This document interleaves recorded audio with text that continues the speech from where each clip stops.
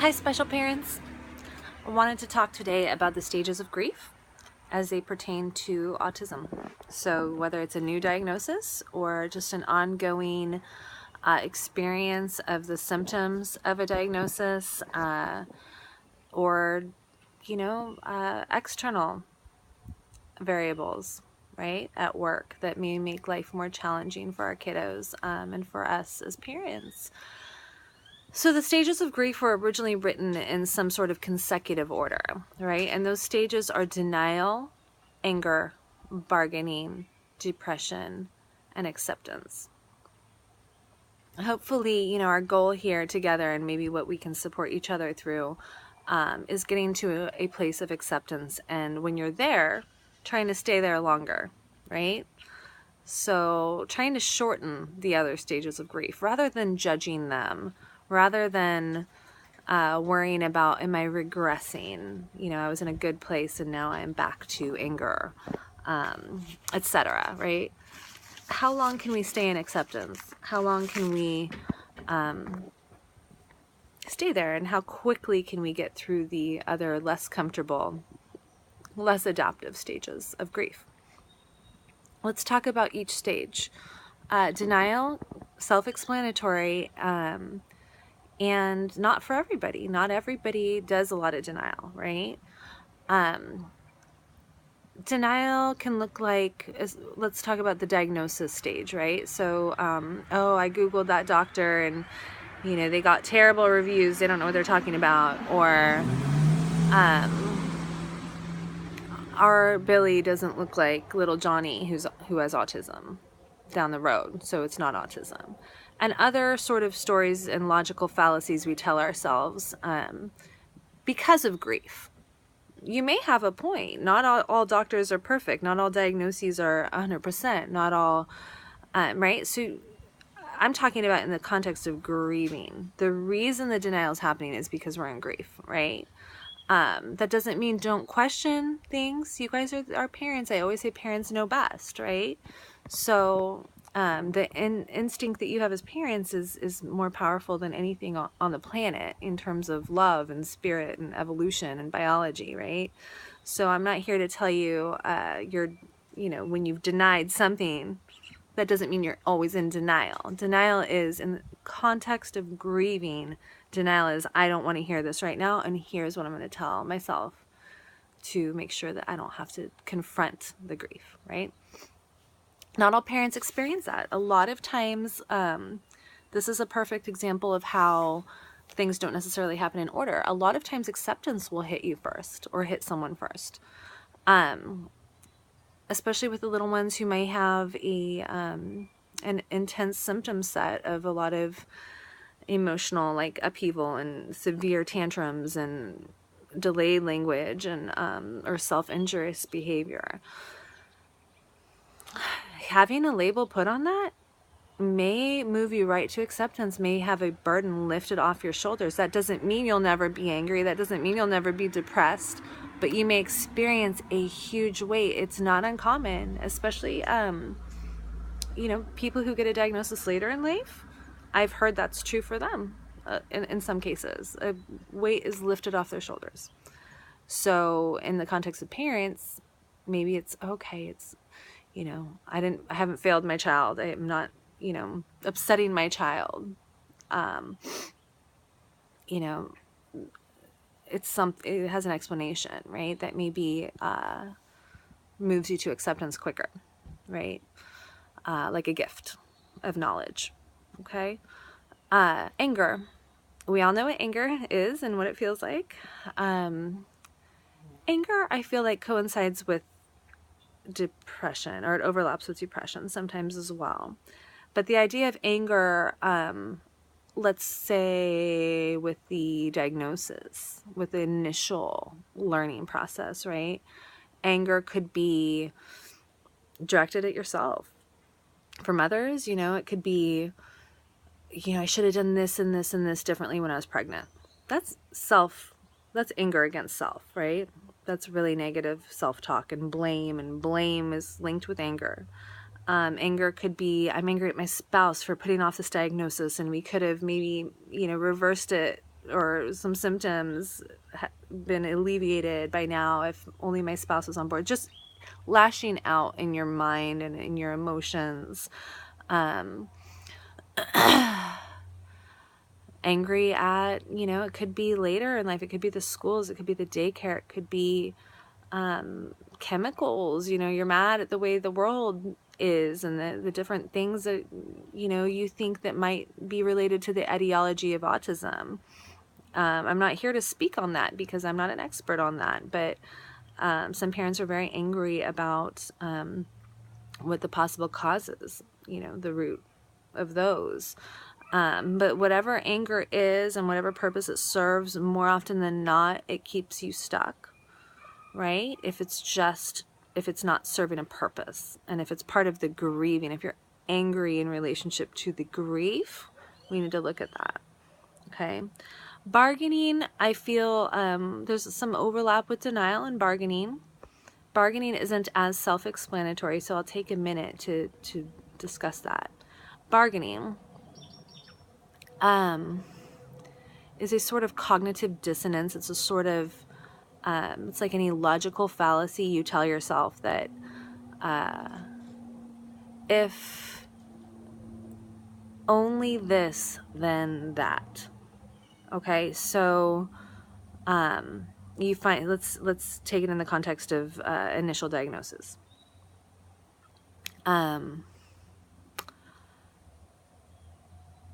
going to quit my job. If I quit my job and if I put my child in therapy 40 hours a week, there'll be no symptoms of autism in a year, right? Like, or I'm going to move from this town to a bigger city and get this, right? There's nothing wrong. We know, I'm not here to say that there's anything wrong with seeking out interventions. There are interventions that we know and science knows are helpful. It is if you attach these efforts to a outcome. It is when you feel like you can control the outcome, which is a dangerous spot to be in, right? We can manage and we can make sacrifices and we can work hard, but we are not here to control the outcome, right? So bargaining may also look like, let's talk about it in the context of grieving over a symptom, over an occurrence, over something. Let's say, our kid is experiencing something symptom related at school and they're getting bullied for it. So the grief in you is bargaining and saying, I am going to hire the best advocate. So there may be a little anger, a little denial. I'm going to change the whole school, or else, right? Or else, they will change for my child. And this will never happen again. If only I, take out our 401k to hire an attorney and, I'm going to make this better. I'm going to make this better. This isn't happening to my kid, right? So like, rather than feeling the deep grief of the situation, we're bargaining. We're trying to control the outcome. Okay? Advocating for your kid's a good thing, right? If you have the means, use the means. If you have the time, use the time. In the context of grieving, bargaining is about trying to control rather than experience the grief. Does that make sense? Okay. So that's bargaining. So let's talk about depression for a moment. This is so important. And I'll do another video. We'll talk more about depression itself and other mood disorders, okay, that we need to look at as parents. Depression, in the context of grieving, I would say overlaps intermittently with anger and with acceptance, okay? Some depression can poison the waters of acceptance.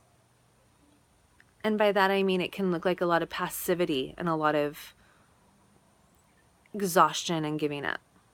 Okay.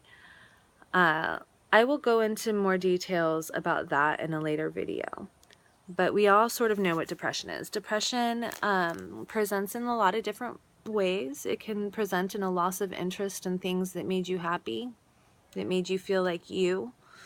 You know, say you were really interested in cooking or nutrition, and now you're eating fast food all the time. You don't want to cook.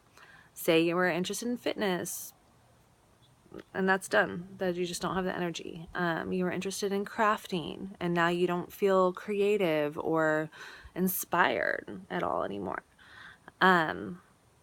Say you love the holidays and you love decorating and all these traditions, and now you kind of stay away from them. Just your loss of interest in things that once made you happy and made you feel like you. Changes in appetite, changes in energy levels, changes in sleep patterns.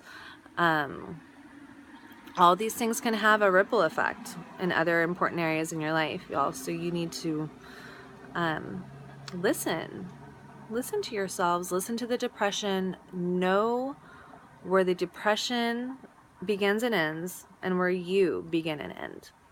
Okay? My goal for you parents and loved ones is to not get comfortable in depression. Okay? Even if it's years, depression can be very acute, very severe and short term, or it can be very dull and long term and just creep in and try to make itself at home and make it your new normal. My goal is that this does not happen to you. My goal is that in the context of grieving, so to speak, right? These stages each alone do not necessarily feel like grieving. They might just feel like being angry. They might just feel like depression. But my hope is that everybody moves into as much acceptance as possible. And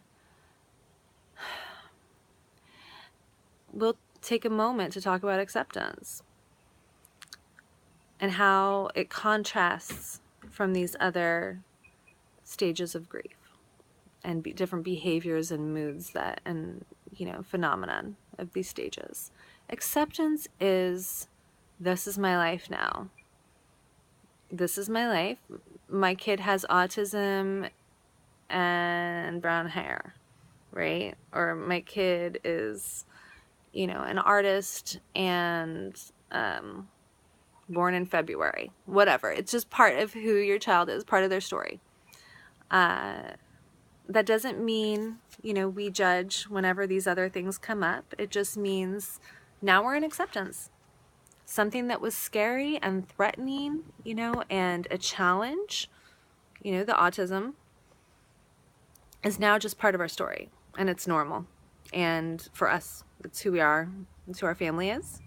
And you move through life. When you move through life in acceptance, you're able to live in a way that's more true to yourself by focusing your energy in a different way. We'll talk more about that later, guys. I just wanted to go over the stages of grief. Maybe you can relate to some of those. Maybe you want to journal about what stage of grief you are in right now, or maybe one of the stages of grief that you were in had lasting effects. Maybe you want to journal about that. Maybe you want to share a comment or talk about that with a friend or somebody in a support group. Anyway, we will go into more about depression, mood disorders, and elaborate more on that. If you have any questions, you can leave it in the comments. And thanks for listening. And for now, I just want you guys to focus on being good to yourself, being the best parents you can be, and being good to each other.